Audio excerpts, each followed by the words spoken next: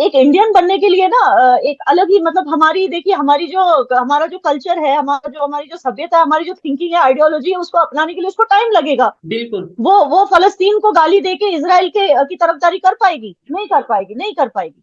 वो पाकिस्तान से नफरत कर पाएगी? नहीं कर पाएगी। लेकिन ये सब चीज हमारे अंदर होती है, ये नेचुरली हमारे अंदर होती है। She doesn't know what it means to be an Indian. जो हमारी फीलिंग्स है, हमारी वैल्यूज है, ये हम जानते हैं। हम हमारे यहाँ औरतें अगर मुसलमान भी हो ना, तब भी वो उनका माइंडसेट कुछ ऐसा होता है कि एक बार शादी होगी तो हम 7 जन्मों के लिए इसी के हो गए। सो इस्लाम है यहाँ पे, लेकिन जो हमारा कल्चर है वो बहुत अलग है। हर चीज साजिश कैसे हो सकती है सोएब? अच्छा, फ्रांस ने आज पाकिस्तानियों को वीजा देने से मना कर दिया, ये भी हमारी साजिश है। जितना आपको आईएमएफ बेल आउट नहीं मिला, उससे ज्यादा नुकसान आपको इस बात से हुआ है कि जो लोग रेमिटेंसेस भेज रहे हैं पाकिस्तान, वो इलीगल हवाले से भेज रहे हैं। उसमें 4 बिलियन से ज्यादा नुकसान हुआ है पाकिस्तान गवर्नमेंट को। अब ये बोलिए कि ये भी हमारी ही साजिश है? हर एक चीज हमारी साजिश है। वहां से लड़कियां भाग भाग के यहाँ आ रही हैं, लड़कों से शादी कर रही, ये भी हमारी साजिश है। जब मैंने मुसलमान औरतों की बात की, वो इसलिए की क्योंकि इस तरह से ट्रिपल तलाक उनको दे देना, या उनकी इनहेरिटेंस की जब बात आती है, या पॉलीगमी की जब बात आती है, 4 शादियों की जब बात आती है, ऐसी बहुत सारी चीजें हैं जिनका फायदा उठाया जा रहा है मुस्लिम पर्सनल लॉ बोलकर, और औरतें इसमें सबसे ज्यादा सफर हो रही हैं। तो इस वजह से जो है यूसीसी सबसे ज्यादा बेनिफिट मुसलमान औरतों को देगा। और ठीक। जो इन्होंने आवाज ये हल्ला उठा रखा है कि सिर्फ मुस्लिम नहीं, इवन ट्राइबल्स को तकलीफ होगी, इवन इनको तकलीफ, कोई तकलीफ नहीं होगी। हिंदुओं के साथ भी तो यही किया गया। सती को अबॉलिश किया गया, उन्होंने कुछ नहीं बोला। कास्ट सिस्टम को हटा दिया गया, इन्होंने कुछ नहीं बोला। मैं ठीक। यूके गई थी, मैंने वहां क्या देखा? वहां थोड़ी ना अलाउड है कि मस्जिदों से अजान होना, ये सारी चीजें किसी को अलाउड नहीं है। ना कि इवन चर्च से जो डेसिबल्स इतने ज्यादा नहीं हो सकते जब उनका मास वगैरह होता है कि रास्तों तक सुनाई दे।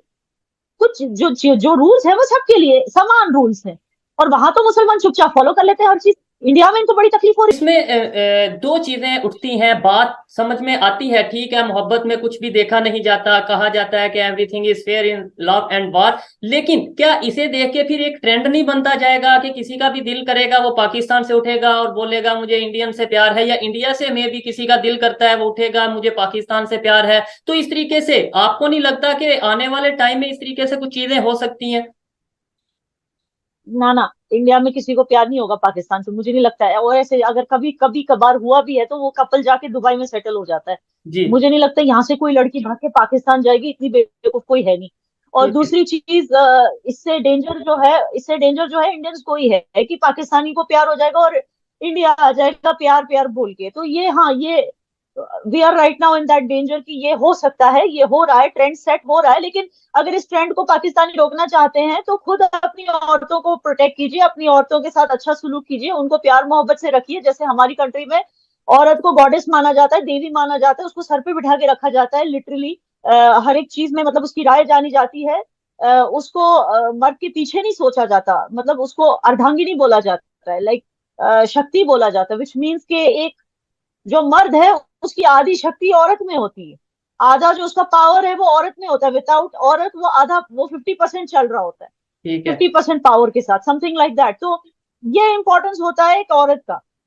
तो यानी जाहिर सी बात है कि अगर ये इसी तरीके का हाँ एहतराम औरतों को पाकिस्तान में मिलने लग जाए तो फिर वो ये सब नहीं करेंगी ना। जी। याना जी, कहा यह जा रहा है सीमा हैदर की तरफ से अपील की जा रही है, रिक्वेस्ट की जा रही है इंडिया के प्राइम मिनिस्टर साहब जो हैं मोदी जी, उनकी तरफ से उनको कहा जा रहा है कि मुझे इंडियन सिटीजनशिप चाहिए। इवन जो योगी जी हैं उनको रिक्वेस्ट की जा रही है कि इंडियन सिटीजनशिप चाहिए। क्या लगता है कि जिस तरीके से वो इंडिया आई हैं, क्या उन्हें सिटीजनशिप मिलेगी या वापस भेज दिया जाएगा? इंडिया इंडियन बनने के लिए इतना काफी नहीं है कि आपको बस इंडियन से प्यार हो गया और आपको सिटीजनशिप चाहिए, या फिर इंडियन होने के लिए और बहुत कुछ भावनाएं अपने अंदर डेवलप करनी होती है, जो मुझे डाउटफुल लगता है कि वो कर पाएगी। वो कह तो रहे तो हैं कि इंडियन मुझे बनने यहाँ के के लिए लोग मतलब बहुत अच्छे लगते हैं, मैं एक इंडियन हूँ, मेरा मेरा फ्यूचर इंडिया के साथ है, पाकिस्तान मुझे नहीं जाना, तो ये सब कुछ वो बोल तो रही हैं। देखिए बोलने में और एक मैं क्या बोलूं आपको, देखिए ऐसे बहुत लोग हैं जो बोलते हैं, लेकिन एक इंडियन बनने के लिए ना एक अलग ही मतलब हमारा जो कल्चर है, हमारी जो सभ्यता है, हमारी जो थिंकिंग है, आइडियोलॉजी है, उसको अपनाने के लिए उसको टाइम लगेगा। बिल्कुल। वो फलस्तीन को गाली देके इसराइल की तरफदारी कर पाएगी? नहीं कर पाएगी, नहीं कर पाएगी। वो पाकिस्तान से नफरत कर पाएगी, नहीं कर पाएगी। लेकिन ये सब चीजें हमारे अंदर होती हैं, ये नेचुरली हमारे अंदर होती हैं। हम ऐसे नहीं कि पैदा होते हैं पाकिस्तान से नफरत करते हुए या इसराइल से दोस्ती करते हुए, नहीं। लेकिन जब हम हालात देखते हैं दुनिया दुनिया में क्या है, जो हमारी जो अपनी हिस्ट्री है, जो जो हमने सहा है एज इंडियंस, चाहे वो इन्वेडर्स के अटैक्स हो या चाहे वो ब्रिटिश साम्राज्य का जो हम पर जो जो जिन्होंने हमसे गुलामी करवानी चाहिए, एक एक चीज जो हमने सही है वो उसने सहा नहीं है। She doesn't know what it means to be an Indian. जो हमारी फीलिंग्स है, हमारी वैल्यूज है, ये हम जानते हैं। हम हमारे यहाँ औरतें अगर मुसलमान भी हो ना, तब भी वो उनका माइंडसेट कुछ ऐसा होता है कि एक बार शादी होगी तो हम 7 जन्मों के लिए इसी के हो गए। सो इस्लाम है यहाँ पे, लेकिन जो हमारा कल्चर है वो बहुत अलग है। ठीक है। पाकिस्तानी माइंडसेट से हमारा कल्चर बहुत अलग है। मैं एक एक चीज अगर आपको बोलती बैठ जाऊंगी तो वो पूरी रात हो जाएगी, बट डिफरेंसेस बहुत है। मुझे नहीं लगता कि सीमा हैदर के लिए वो सारी डिफरेंसेस अपनाना इतना इजी होगा। ठीक है। जी। अच्छा, याना जी, अभी जिस टॉपिक पे हम बात करने वाले हैं, जो मेन टॉपिक है हमारा, बहुत इंटरेस्टिंग सी बात है कि मुस्लिम वर्ल्ड लीग के जो चीफ हैं अब्दुल करीम, वो इस टाइम मौजूद हैं इंडिया में, और उन्होंने एक बड़ी स्टेटमेंट दिया। उन्होंने ये बोला है कि मतलब इंडियाज मॉडल ऑफ को एग्जिस्टेंस को उन्होंने अप्रिशिएट किया, और इसके अलावा उन्होंने बोला है Muslim India are proud of their nation. मतलब इंडिया के जो मुस्लिम हैं उन्हें प्राउड है इंडिया पे या इंडियन होने पे। तो एक मुस्लिम लीग का जो वर्ल्ड मुस्लिम लीग है, जी। उसका चेयरमैन, उसका चीफ आके ऑब्जर्व कर रहा है इंडियन मुस्लिम की जो कंडीशन है, और वो बता रहा है कि फख्र के साथ रहते हैं। आपको क्या लगता है, सऊदीया की बात करें, यूएई की बात करें, जिस तरीके से वो इंडिया में इन्वेस्टमेंट कर रहे हैं, दूसरे अरब मिस्र की बात करें, जिस तरीके से उनके रिलेशन बेहतर हो रहे हैं, और अभी ये जो स्टेटमेंट आई है, क्या समझती हैं आप आने वाले टाइम में इंडिया और ऑल ओवर दी वर्ल्ड जो मुस्लिम कंट्रीज हैं उनके साथ रिलेशन को लेके? डेफिनेटली सऊदी अरेबिया और यूएई ने हमेशा इंडियन एंड गवर्नेंस को एनकरेज किया है। They have been very kind, उनको समझ में आती है बातें, डिस्पाइट द फैक्ट कि वो एक मोनार्की है और हम एक डेमोक्रेसी है। डिस्पाइट द फैक्ट कि वहां पर एक ही कौम है, वो मुसलमानों की है, जबकि हमारे यहाँ इतनी सारी डाइवर्स कम्युनिटीज हैं। इतने डिफरेंसेस होने के बाद भी जो है ये दोनों कंट्रीज के इन दोनों ममालिक के जो हुक्मरान है वो हमारा कल्चर समझते हैं, हमारी चैलेंजेस समझते हैं, और जिस तरह से हमारी गवर्नमेंट इन चैलेंजेस को हैंडल कर रही है वो भी अच्छी तरह से समझते हैं और एनकरेज करते हैं। ना कि कुछ ऐसे ममालिक हैं जो हमेशा मतलब इंडिया की हर एक चीज को एक क्रिटिकल एंगल से देखते हैं और वर्ल्ड प्लेटफॉर्म पे जाके इंडिया को मतलब इंडिया बैशिंग करते हैं, जैसे कि आपका अपना मुल्क। तो ये जो डिफरेंस, ये जो चीज है, इससे बहुत डेफिनेटली देखिए क्या होता है। मुस्लिम्स जो है इंडिया में, उनको भी एक वो फीलिंग ऑफ प्राइड आती है जब दूसरे मुस्लिम नेशंस के लीडर्स हमारे बारे में जब बोलते हैं, हमारे देश के बारे में जब अच्छा बोलते हैं, तो हमें भी एक फीलिंग ऑफ प्राइड, हमें भी लगता है कि भाई हमने अपने मुल्क के साथ वफादारी करके कुछ गलती नहीं की। क्योंकि दूसरे मुसलमान भी जो बाहर के मुसलमान हैं, गैर ममालिक मुसलमान जो है, वो भी कह रहे हैं कि हमारा मुल्क कितना अच्छा है। तो इससे क्या है, हमारा हमें बढ़ावा मिलता है, एक तरह का मोटिवेशन मिलता है कि हम मुल्क से वफादार रहें। तो this is one thing and another thing is कि इट इज वेरी नेसेसरी। देखिए ये लोग जो हैं ये समझते हैं कि इनके ये बोलने से on a greater good humanity का भला होगा। इनको कोई वो नहीं है, ना नुकसान ना फायदा। मगर इनको पता है कि इससे जो है शांति रहेगी, पीस रहेगा। क्योंकि हम ये कह सकते हैं कि पॉइजन करने वाले, एक टॉक्सिक समाज लाने वाले बहुत सारे लोग हैं, लेकिन पॉजिटिविटी देखने वाले बहुत कम लोग हैं, और ये उनमें से है। जी। ठीक है।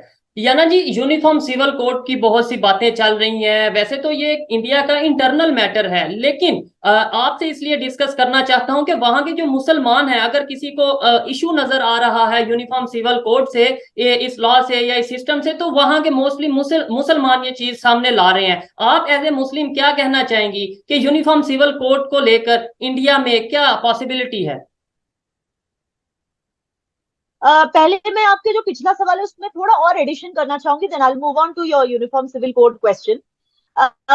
मैं ये भी कहना चाहती हूँ कि ये जिन अब्दुल करीम अली ईसा जी का नाम आपने बोला जी था ना, जी जिन्होंने अप्रिशिएट किया था। जी।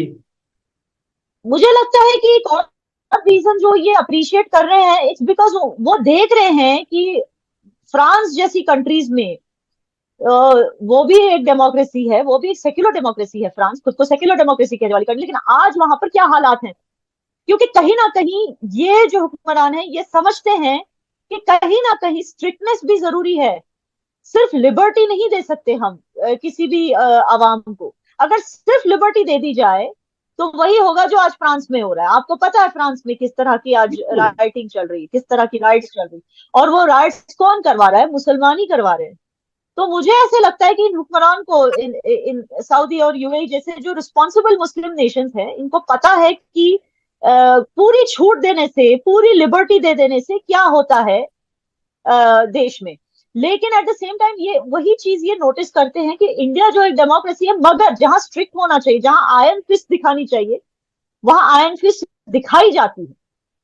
तो ये चीज उनको शायद उन्होंने ये भी नोटिस की होगी और इस वजह से भी प्रेज कर रहे होंगे, क्योंकि स्ट्रिक्टनेस एंड लिबर्टी दोनों का जो एक बैलेंस है ना इंडियन गवर्नेंस में, ये काबिल तारीफ है।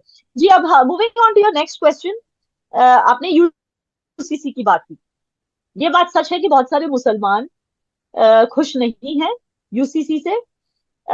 लेकिन देखिए, इसको लेके ना बहुत सारी गलत फहमियां भी है जो समाज में फैलाई जा रही है। मुसलमानों से ये कहा जा रहा है, जो गरीब तबके के मुसलमान है, जो ज्यादा एजुकेटेड नहीं है, उनसे ये कहा जा रहा है यूसीसी का मतलब है हर किसी को एक ही तरह के कपड़े पहनने होंगे। अब आप बताइए, वो तो इनसिक्योर होंगे, उनको ऐसा लग रहा है कि यूनिफॉर्म सिविल कोड मतलब हमें यूनिफॉर्म पहन के अब रोज जिंदगी जीनी पड़ेगी। हर किसी को शायद धोती कुर्ता पहनना पड़ेगा, हमारी औरतों को शायद साड़ी पहननी पड़ेगी, उनको ऐसे लग रहा है।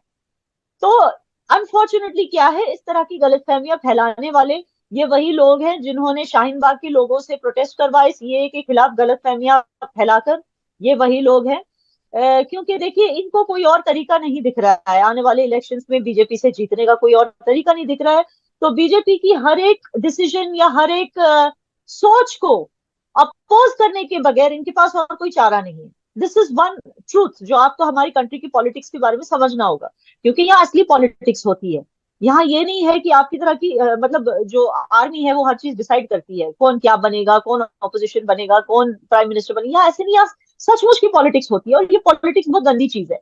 तो यहाँ पे यही हो रहा है कि लोगों को भड़काया जा रहा है, बहकाया जा रहा है यूसीसी के खिलाफ। लेकिन द फैक्ट इज, देखिए, जब 21st लॉ कमीशन ने भी रिपोर्ट लिखी थी, अब मुसलमान क्या कहते हैं, 21st लॉ कमीशन ने रिपोर्ट लिखी थी, उसको रिजेक्ट किया गया। उसमें तो लिखा था कि यूसीसी जरूरी है ही नहीं, लेकिन वो रिपोर्ट नहीं थी, वो सिर्फ एक कंसल्टेशन पेपर था। अब 22nd लॉ कमीशन ने दूसरा वो चाहा है, मतलब लोगों की राय जानने की कोशिश की है, लोगों को बुलाया है कि अपनी राय दो, स्टेक होल्डर्स को बुलाया है अपनी राय देने के लिए। अब ये हो रहा है। अब बात ये है कि पिछले 2-3 सालों में बहुत सारी चेंजेस आई हैं। लोगों ने देखा है कि because of differences, religious differences की वजह से जो है हर एक चीज में ऑब्स्टिकल्स और हर्डल्स आ रही हैं। जैसे कि आप देखिए, सऊदी अरेबिया में जब हिजाब एग्जामिनेशन सेंटर्स में अबाया वगैरह ये सारी चीजें बैंड है। सऊदी अरेबिया जहां पे इस्लाम का आगाज हुआ है वहीं पर बैंड है। लेकिन यहाँ पर अभी तक कुछ कुछ यूनिवर्सिटीज के सामने जो है लड़कियां प्रोटेस्ट करती कहती हैं हम अबाया पहनकर आएंगे, जबकि उस कॉलेज में यूनिफॉर्म का कोड है, उस कॉलेज का यूनिफॉर्म का कोड है, वो नहीं फॉलो करना चाहती। कहती है हम कॉन्स्टिट्यूशनली हमें अलाउ है, हम कुछ भी पहन के आ सकते हैं। अच्छा, ये सिर्फ मुस्लिम लड़कियां नहीं है, हिंदू लड़कियां भी कहती है हम सिंदूर और वो सब गहने वहने लगाकर आएंगे। ठीक है ना? तो ये जो है, दिस गोज अगेंस्ट यूनिफॉर्मिटी। अगर हम कहते हैं कि कोई कंट्री जो है डेमोक्रेसी है, तो सबको इक्वल समान राइट्स होने चाहिए, समान हक होने चाहिए, रूल्स जो है वो सबके लिए इक्वल होने चाहिए। और इस तरह के डिफरेंसेस की वजह से बहुत सारे क्रिमिनल्स निकल जाते हैं, बहुत सारे लोग गलत चीजें करते हैं। जैसे कि कुछ लोग मुस्लिम बन जाते हैं सिर्फ इसलिए कि उनको दूसरी शादी करनी होती है, कुछ ऐसी तरीके की चीजें होती है। लोग जो है लॉ एंड ऑर्डर को बेंड करने के तरीके ढूंढते हैं। तो इन सब चीजों को रोकने के लिए जो है, और खास करके यूसीसी से सबसे ज्यादा बेनिफिट जो है वो मुसलमान औरतों को होगा, सबसे अच्छा, ज्यादा बेनिफिट। क्या आप चाहे इसे वो उनके एक्सप्लेन डिवोर्स, करेंगे, क्या आप इसे एक्सप्लेन करेंगे कि मुसलमान जी तो मतलब। जी, देखिए, जाहिर सी बात है कि जिस तरह का शरिया चल रहा है हमारे देश में, वो एक्चुअली शरिया है भी नहीं, ये सिर्फ इनकी जिद है। अगर इनको सचमुच शरिया चाहिए, हमारे देश के मुसलमानों को अगर सचमुच शरिया चाहिए, तो फिर बोलिए ना कि हम चोरी के लिए हाथ काट देंगे। अगर किसी मुसलमान ने चोरी की तो उसका हाथ कट जाएगा, क्योंकि शरिया में तो यही बोला जाता है। क्या ये इसको एक्सेप्ट करेंगे? नहीं करेंगे। अगर शरिया चाहिए तो पूरी तरह से शरिया ले लीजिए, आधा कच्चा शरिया क्यों ले रहे हैं? तो यही चीज है। अब जब यही मुसलमान जब जाते हैं सऊदी अरेबिया या ऐसी कोई भी कंट्री में जाते हैं, या यूके चले जाते हैं, वहां भी तो यूनिफॉर्म सिविल कोड है, सबके लिए एक ही लॉ है। बिल्कुल। तो या वहां तो वो चुपचाप काम, जब वो काम करने के लिए जाते हैं, वीजा वीजा उनको मिलता है वहां पे, तो चुपचाप वो हर एक लॉ फॉलो करते हैं। आप जैसे कह रहे थे, मैं यूके गई थी, जी जी। मैंने वहां क्या देखा? वहां थोड़ी ना अलाउड है कि मस्जिदों से अजान होना, ये सारी चीजें किसी को अलाउड नहीं है। ना कि इवन चर्च से, जो डेसिबल्स इतने ज्यादा नहीं हो सकते जब उनका मास वगैरह होता है कि रास्तों तक सुनाई दे। कुछ जो जो रूल्स है वो सबके लिए समान रूल्स है, और वहां तो मुसलमान चुपचाप फॉलो कर लेते हैं हर चीज। इंडिया में इनको बड़ी तकलीफ हो रही है। तो ये चीज नहीं होनी चाहिए। जब आप मानते हो कि आपका देश डेमोक्रेसी है, तो आपको ये भी मानना चाहिए कि सबके लिए लॉज और रूल्स सेम होने चाहिए। और जब मैंने मुसलमान औरतों की बात की, वो इसलिए की क्योंकि इस तरह से ट्रिपल तलाक उनको दे देना, या उनकी इनहेरिटेंस की जब बात आती है, या पॉलीगमी की जब बात आती है, 4 शादियों की जब बात आती है, ऐसी बहुत सारी चीजें हैं जिनका फायदा उठाया जा रहा है मुस्लिम पर्सनल लॉ बोलकर, और औरतें इसमें सबसे ज्यादा सफर हो रही हैं। तो इस वजह से जो है यूसीसी सबसे ज्यादा बेनिफिट मुसलमान औरतों को देगा। और बिल्कुल। जो इन्होंने आवाज, ये हल्ला उठा रखा है कि सिर्फ मुस्लिम नहीं, इवन ट्राइबल्स को तकलीफ होगी, इवन इनको तकलीफ, कोई तकलीफ नहीं होगी। हिंदुओं के साथ भी तो यही किया गया। सती को अबॉलिश किया गया, उन्होंने कुछ नहीं बोला। कास्ट सिस्टम को हटा दिया गया, इन्होंने कुछ नहीं बोला। कास्ट सिस्टम अलाउड नहीं है। हमारे यहाँ इतने आर्टिकल 15 है, वो क्या बोलते हैं कि caste system is not acceptable. आप किसी को on the basis of caste नौकरी नहीं देंगे, ये नहीं देंगे, वो नहीं देंगे। ये सब तो बहुत पहले ही हट चुका है। हिंदुओं के साथ जो रिफॉर्म्स लाना था हिंदुइज्म में, वो तो ऑलरेडी इन्होंने कई कई सारे रिफॉर्म्स ला रखे हैं। हिंदू तो कुछ नहीं बोलते, पारसी तो कुछ नहीं बोलते, सिख तो कुछ नहीं बोलते, बोलते हैं सिर्फ मुसलमान। जी। आप और इसी हवाले से आपके प्राइम मिनिस्टर की तरफ से रिसेंटली एक स्टेटमेंट आई थी, वन नेशन वन लॉ, यानी कि शायद वो तमाम जितने भी लोग हैं, हिंदू मुस्लिम सिख ईसाई या जैन या जितनी भी कम्युनिटीज रहती हैं, उन्हें एक लॉ के अंडर उन्हें लेकर चलना चाहते हैं। शायद वो उनकी ये जी। सोच है। अच्छा, रिसेंटली अभी ये भी खबर चल रही है कि जो इंडिया के प्राइम मिनिस्टर हैं फ्रांस के विजिट पे जाएंगे, और वहां पे जो बिजनेस कम्युनिटी है, बड़े बड़े बिजनेस टाइकॉन हैं, वो वेट कर रहे हैं इंडियन प्राइम मिनिस्टर के फ्रांस आने का, उनसे मीटिंग करने का। क्या वजह है? यूएस जाते हैं तो वहां पे भी बिजनेसमैन से मिलते हैं, फ्रांस जाते हैं तो वहां के भी बिजनेसमैन ही वेट कर रहे होते हैं कि कब मिले। तो मुझे लगता है कि इंडिया के प्राइम मिनिस्टर ने, मोदी जी ने, पूरी दुनिया के जो बिजनेस टाइकॉन हैं उनके ऊपर कोई जादू कर दिया अब आप यही कहेंगे ना। देखिए, जिस कंट्री की फर्स्ट लेडी बुशरा बीबी है, वहां के लोग तो यही कहेंगे कि ये जादू टोना है। लेकिन लेकिन द फैक्ट इज कि इट्स नॉट जादू टोना। I think it is popularity. देखिए, बिजनेस ऐसी चीज है, ब्रांडिंग पे चलती है बिजनेस, है ना? तो अब दुनिया में सबसे बड़ा ब्रांड एम्बेसडर तो प्राइम मिनिस्टर मोदी ही है। अगर आप उनकी फॉलोअर्स देख लें, अगर आप उनकी पॉपुलैरिटी देख लें, अप्रूवल रेटिंग देख लें, उनसे ज्यादा पॉपुलर तो कोई हो ही नहीं सकता। तो आई थिंक कि वो also he is a very progressive leader. तो उनको, और लोगों को ये भी पता है कि India is the by 2030 will be fifth से, आई थिंक सेकंड या थर्ड पोजीशन पे आ जाएगी, फास्टेस्ट ग्रोइंग इकोनॉमी 2030 में। चाइना को भी बीट कर देगी as fastest growing economy in the world. तो पैसा है इंडिया के पास, पैसा है, पावर है, और एक प्रोग्रेसिव नेशन है। हर एक कंट्री के साथ कोई ना कोई ट्रेड रिलेशन जमा के रखना चाहती है इंडिया। तो ये सारी चीजें हैं जिससे जो है लोगों को उम्मीदें जागती है। तो जाहिर सी बात है, वैसे I have not studied much about Modi ji France visit, और वो वहां क्यों जाना चाह रहे हैं, क्योंकि इस वक्त वहां सेफ भी नहीं है जाना। आपको पता है, वहां हालात ऐसे हैं कि लिटरली एंटी टेररिस्ट स्क्वाड्स जो है वो सिविलियंस के साथ लड़ रहे हैं रास्तों पे, उनको रोकने की कोशिश कर रहे हैं। कुछ 880 ऑफिसर्स घायल हुए हैं। 5,600 गाड़ियां जला दी गई हैं। 1 बिलियन यूरोस का नुकसान हुआ, 1,000 बिल्डिंगों को जला दिया गया है। इतना नुकसान हुआ है ऐसी कंट्री में, मतलब लिटरली वॉर टोन कंट्री में बताऊंगी उसको अब। वहां पर जाना इस वक्त मोदी जी का, आई एम नॉट श्योर अगर वो एक सेंसिबल मूव है।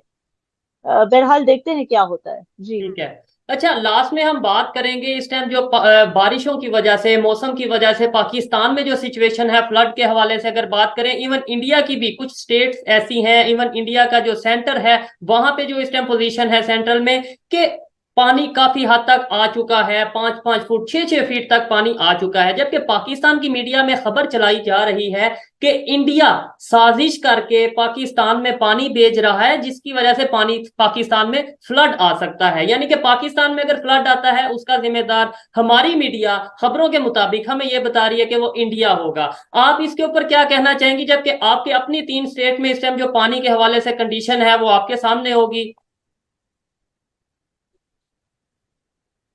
क्या बताए हम इसमें बताने वाली क्या बात है, लोगों को बचाने का मौका टाइम है। जो है इसमें मैं I will not blame Pakistan, I will blame कि सड़कें, जो ड्रेनेज सिस्टम है ये अप टू डेट नहीं है अनफॉर्चुनेटली। लोग जिस तरह से सफर हो रहे हैं उनको ये मौका है उनकी मदद करने का, बजाय इसके मतलब किसी देश को कहा जा रहा है कि ये भी साजिश है। मतलब हर चीज साजिश कैसे हो सकती है सोएब? अच्छा, फ्रांस ने आज पाकिस्तानियों को वीजा देने से मना कर दिया, ये भी हमारी साजिश है। आप लोगों को जो रेमिटेंसेस आती है उसमें इतना नुकसान हुआ है इस बार, जितना आपको आईएमएफ बेल आउट नहीं मिला उससे ज्यादा नुकसान आपको इस बात से हुआ है कि जो लोग रेमिटेंसेस भेज रहे हैं पाकिस्तान, वो इलीगल हवाले से भेज रहे हैं। उसमें 4 बिलियन से ज्यादा नुकसान हुआ है पाकिस्तान गवर्नमेंट को। अब ये बोलिए कि ये भी हमारी ही साजिश है? हर एक चीज हमारी साजिश है। वहां से लड़कियां भाग भाग के यहाँ आ रही हैं, लड़कों से शादी कर रही, ये भी हमारी साजिश है? ये थोड़ी चलता है। आपको सोल्यूशंस ढूंढने हैं। Blame shifting is a very easy way out. और कम से कम आवाम को इतनी सेंसिबल होना चाहिए कि गवर्नमेंट की ब्लेम शिफ्टिंग में उनका साथ न दे। गवर्नमेंट से बल्कि सवाल करे कि जो ये फ्लड्स आ रही हैं इससे हमें बचाने के लिए क्या किया जा रहा है, आप स्टेप्स क्या ले रहे हो? बिल्कुल जी। ऐसा ही है। बल्कि ब्लेम शिफ्टिंग की अगर बात करें तो हम वो कुछ टाइम के लिए तो अपने आप को सेटिस्फाई कर सकते हैं या किसी को भी बात में ला सकते हैं कि भाई इंडिया की वजह से हो रहा है, अमेरिका की वजह से हो रहा है, लेकिन लॉन्ग टर्म वो हम ब्लेम भी नहीं कर सकते या उसके ऊपर हम अपनी किसी भी चीज को लेकर नहीं चल सकते। आपने बोला सोल्यूशन की तरफ आना चाहिए। आपके ख्याल में जो इस टाइम पाकिस्तान की यूथ की सोच है, जो इस टाइम ओवरऑल पाकिस्तानियों की सोच है, आप बिल्कुल साथ हमसाए में बैठी हैं, क्या समझती हैं कि कोई चेंज भी हो सकता है कि नहीं, सोच बदल सकती है, कैसे बदल सकती है, कोई सोल्यूशन है या नहीं है? आखिर देखें, हम अगर परेशानी में हैं, हमारे पे अगर बुरा वक्त है, हम हैं तो आपके हमसाए, तो कुछ तो आप सोचेंगे हमारे बारे में।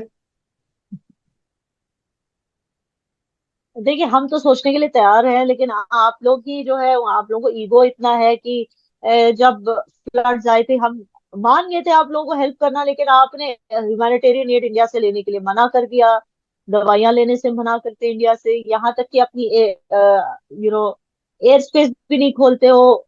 जो कश्मीरियों को जो जाना पड़ता है, फॉर एग्जाम्पल जो कश्मीर से जो फ्लाइट्स निकलती है वो आपका एयर स्पेस नहीं यूज कर सकती, हमें लंबी फ्लाइटें लेनी पड़ती हैं मिडल ईस्ट की तरफ जाने के लिए। बहुत सारी ऐसी चीजें हैं जो जब अफगानिस्तान में हम लोग एड भेजना चाहते थे, आटा भेजना चाहते थे, उसके लिए भी आपने रास्ते बंद कर रखे थे। मतलब हर चीज में जो है हमेशा ईगो सामने आता है। तो हम क्या कर सकते हैं? पहले तो आपको ईगो तोड़ने की जरूरत है। दूसरा, इंडिया में जो है मेजोरिटी हिंदूज रहते हैं, तो जाहिर सी बात है जो पाकिस्तान के हिंदू है उनका ख्याल रखने की जरूरत है। उनकी राइट्स बढ़ा दीजिए, उनके साथ अच्छा सलूक कीजिए, उनकी बहू बेटियों पे बुरी नजर ना डालिए। ये कुछ चीजें हैं जो आप लोग आई थिंक स्टेप्स ले सकते हो। दूसरा, जो दूसरे ओआईसी मेंबर कंट्रीज हैं वो जिस तरह से इंडिया के साथ फ्रेंडली रिलेशंस रखना चाहते हैं, आप उनके फुटस्टेप्स फॉलो कीजिए। बहुत ऐसी चीजें हैं जो आप कर सकते हो। और मुझे लगता है कि अब टाइम आ गया है, क्योंकि अल्लाह ने भी ऐसी बहुत सारी सिग्नल्स आपको दिए हैं कि आप लोग गलत जा रहे हो। आपको ये चीज अच्छे से पता है, अल्लाह ने भी इस तरह की, क्योंकि वो कहते हैं ना डिवाइन रॉट, जो डिवाइन एंगर होता है वो किस तरह से दिखता है, वो चाहे अर्थक्वेक से दिखे या फ्लड से दिखे या गुर्बत से दिखे, वो दिख रहा है कि अल्लाह भी खुश नहीं है पाकिस्तान से या पाकिस्तान की आवाम से। ये चीज जाहिर है। तो आप लोगों को थोड़ी सी ना सोच में बदलाव लाने की जरूरत है बस। डेफिनेटली जब तक हम सोच में बदलाव नहीं ला सकेंगे, और ये देखें एज ए इंडियन अगर वो हमारे सामने बैठी हैं, हमारे साथ बैठी हैं, और आज भी वो ये कहती हुई नजर आ रही है, एक इंडियन लड़की ये कहती नजर आ रही है कि भाई हम रेडी हैं हेल्प करने के लिए, लेकिन आप अपनी ईगो को या अपनी सोच को पॉजिटिव करें। जबकि वो कंट्री जो दुनिया का 5वां बड़ा इकोनॉमी के हवाले से कंट्री है, आने वाले टाइम में तीसरा होने वाला है, और फ्रांस यूएस या इस तरीके से जितने भी, रशिया की अगर बात करें, उनके साथ वो पार्टनरशिप में है, बिजनेस पार्टनर हैं, तो वो आज भी हमारी हेल्प करने के लिए, ट्रेड करने के लिए रेडी हैं। लेकिन पता नहीं क्यों कि हमारी आंखों में पट्टी बंधी हुई है। और शायद याना जी, आपको नहीं लगता कि अगर यही सिचुएशन रही तो एक टाइम आएगा जब इंडियन डायरेक्टली कहेंगे, और हम शायद ये कहते नजर आए, हमें हेल्प चाहिए, हमें ट्रेड चाहिए, हमें रिलेशन बेहतर करना है, लेकिन इंडिया की तरफ से ये आवाज आए अब हमें कुछ नहीं करना है। नहीं, इंडिया ऐसे कभी नहीं कहेगा, बिकॉज इंडिया जो है हमारी नींव ही है प्रोग्रेस, सबका साथ सबका विकास, ये यही तो मोटो लेकर चल रहा है आज हर कोई। आज मोदी जी इतने पॉपुलर इसीलिए हैं। जब हर एक देश के साथ कोई ना कोई ट्रेड डील है, या मतलब आप सोचिए ब्राजील तक के साथ